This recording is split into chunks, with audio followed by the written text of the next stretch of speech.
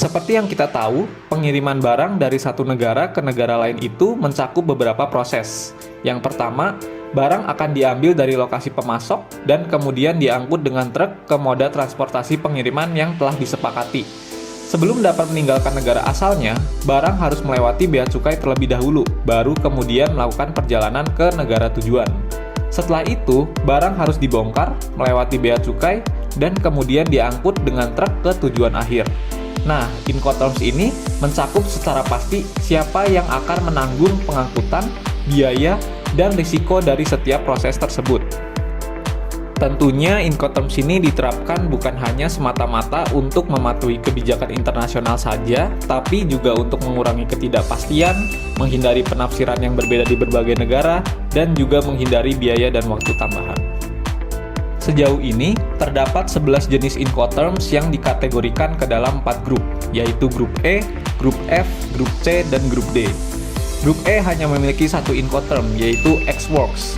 Dalam Incoterm Ex-Works, buyer atau penerima barang akan memegang seluruh tanggung jawab biaya serta risiko setelah kargo dimuat di seller's factory. Lalu, ada juga grup D yang prinsipnya merupakan kebalikan dari grup E. Pada grup D ini, seller atau pihak pengirim memegang seluruh tanggung jawab biaya serta resiko.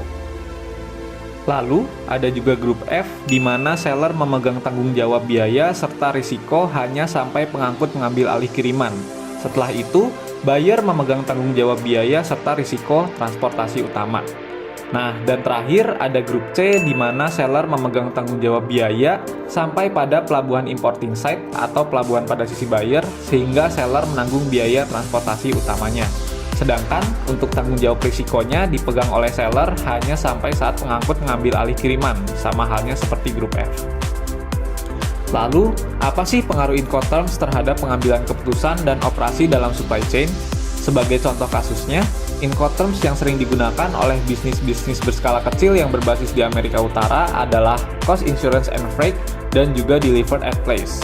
Hal tersebut disebabkan karena bisnis tersebut lebih banyak melakukan kegiatan impor barang dibandingkan ekspor barang, sehingga Incoterm yang dipilih merupakan Incoterm yang membebankan biaya pengiriman dan transportasi kepada seller atau penjualnya, supaya membantu mengurangi biaya dari si buyer.